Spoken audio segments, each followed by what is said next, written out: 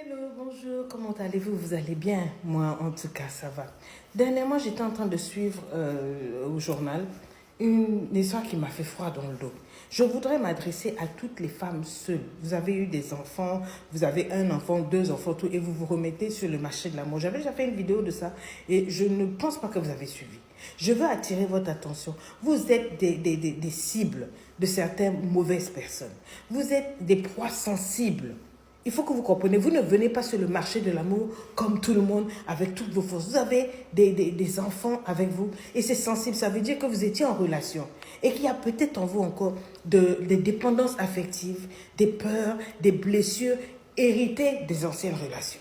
Donc voici deux filles. La dame, elle les élève et elle tombe sur un homme. Dès que l'homme rentre dans la relation, il captive la confiance des petites filles. Et après, il commence à faire quoi? Il outrage la dernière. Il commence à violer la petite. En la menaçant. Si tu dis à ta mère, je vais te tuer. Si tu fais ceci, si tu fais ceci, fais cela. La petite, malgré les menaces, a pris son courage. Elle est partie dire à sa maman, maman, papa un tel me fait ça, ça, ça, ça, ça.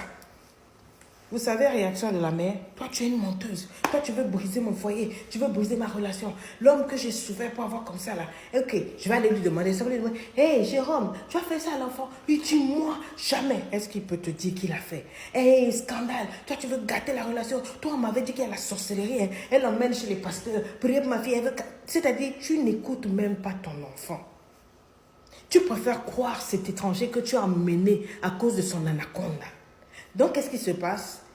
La petite sœur a dit à la grande sœur, tranquillement. Et le même mauvais personnage là, ce qui faisait à la petite là, il a commencé à la grande. La petite a dit, puisque mère ne peut pas nous aider, on va s'aider toute seule. Vous savez ce qu'elles ont fait? Elles ont mis des pièges, elles ont commencé à mettre des enregistreurs. Et c'est comme ça qu'elles ont pu rassembler des éléments. Donc les deux petites, l'autre a à peine 15 ans et je crois l'autre 13 ans. Abandonnées par leur maman, elles ont dû se débrouiller seules. Elles ont enregistré le monsieur. Quand il venait pour faire ses sales besognes, ses menaces, tout enregistré. Et ce qui est plus douloureux, quand elles ont eu tous les éléments, elles ne sont même pas allées donner à leur mère.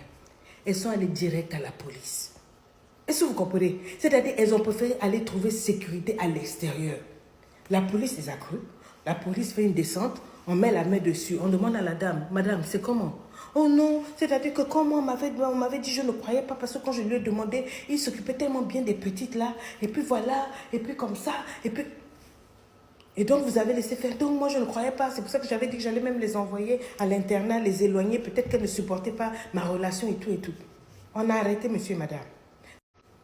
On a arrêté monsieur et madame. Monsieur ne pouvait pas parler puisque toutes les preuves étaient là.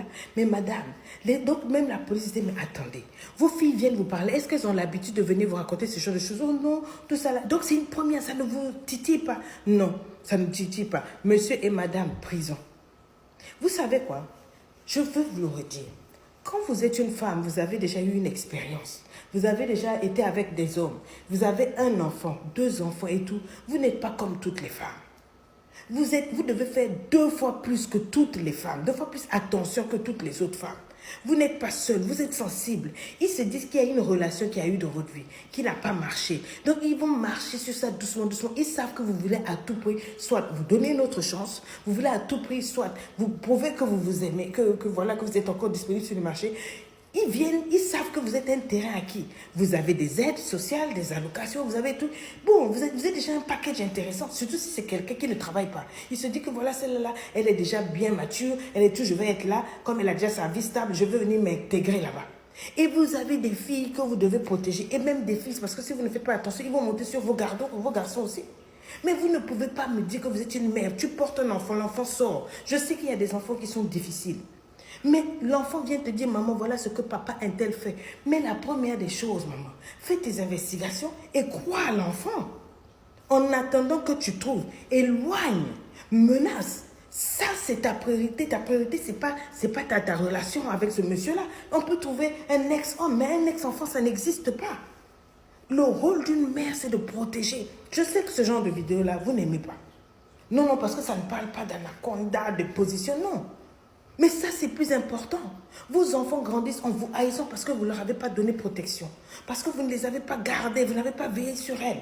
Elles sont venues s'ouvrir à vous, vous les avez rejetées. Plus jamais nous vous ferons confiance. Vous savez quelles sont les répercussions de ça dans la vie future de ces filles-là?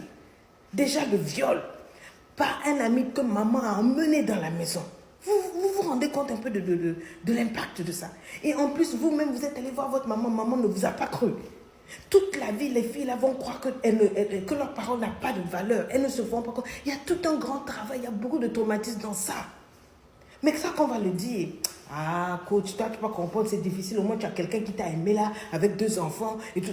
N'importe quoi. Ça, ce sont des femelles qui raisonnent comme ça. Les vraies femmes ne raisonnent pas comme ça. Une vraie femme ne peut pas raisonner comme ça. Vous avez votre responsabilité d'être une femme et d'être une mère. Votre responsabilité, c'est vous-même, votre estime de soi, votre bien-être. Votre responsabilité, ce sont ces petits bouts de chou, ces anges que Dieu vous a donnés là. Protégez-les, veillez sur eux.